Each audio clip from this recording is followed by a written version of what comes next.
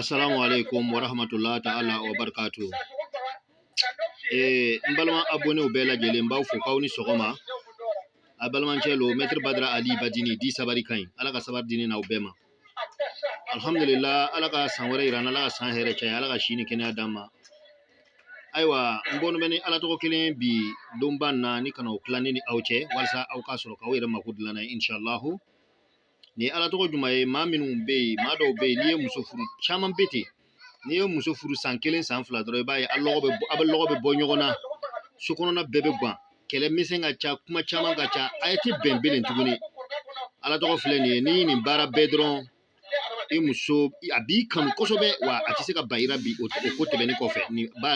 ala to bara ni kofe walma minun be muso furu muso be kla to nyabo che were ofe ni bara ba ni ya bara amuso ntese ka nyabo che were fe bele tuguni abin noroira atese ka nyina iko bele inshallah o ala to le ni mana klane ni auche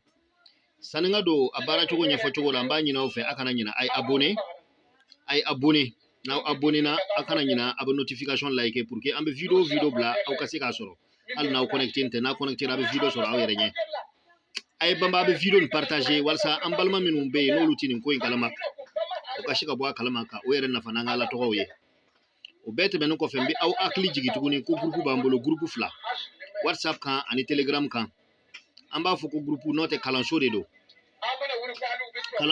amka ala mo de kala ala to yere be bara chugo mana ala to ka baraka na fasoro ka to soro muriyara o kalansore do che bi sababe bara chugo mana abe gengeli ke chugo mana a here be ke chugo mana a juguma be ke chugo mana wa che bi sababe kana seke ele ere sirifana me be bara ke ni che bi sababe o loni be kala na groupe sanfe ambe musalis gazali fu atase muashir ni musabiuni fegen numbema ambulu fana mo kala musalisu katimu be monte chugo mana mo kala wala o bete men ko fe trobu bi ci akuma be ke chugo mana saraka o bo chugo mana ambu fana yira o be ko fe am ala to ko kala ala to ko baba do be ati ko namba kuma fo YouTube sanfe me o yoro lamba bedi inshallah mbani na o fa jija be abonné abata yele an groupe ni sanfe kasi ka loni soro ni barika ani fanya ko nyuma yi to ko sebe songo darsi wa kele ni kemena mo gani kalo sara e kemena ni bi woro ala to kala no ko fe mana numero bla WhatsApp numero bla maminu mako be na o be soro WhatsApp kan aywa ala to ko be bara chogo jume abna haya ni sebe ayab haya mina sebe be hal tara min katruhu abale sebe fu ata se yan kalibu chien biolon fla aba ahamun sagakun ala unya sebe chien biolon fla abiolon fla nani anya bi yoro minun dayele na abulu yoro ndayele aba tigila mako to ko doye hal na ya soro chelo abe bulbul muso no fe atisa furu muso yere matuguni ode ka cha yere bibinna ayni ala to kon bara na ya bara be anyama bullo ayere nyati bo muso were fe bele wa iko be jatigi fu ata se yoro dora wallahi dati sika lakare na ina shin boka bant mamana abe soro ka ke ka che yako aba ke to ha me kuma na fo chogoro na shin bi kele ka che yako ka soro ka se i musoma ni sera ka ke chien kele chien fla ka ta se chien wolo fla maka ba bana bara loti inshallah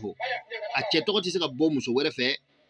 fona ya tigi furu muso to ko fana ti sika gene yake bele wa iko be jaye kele misembe bandi ya me kele be furu kono nana benete kanulete ni kanute bembe dogoya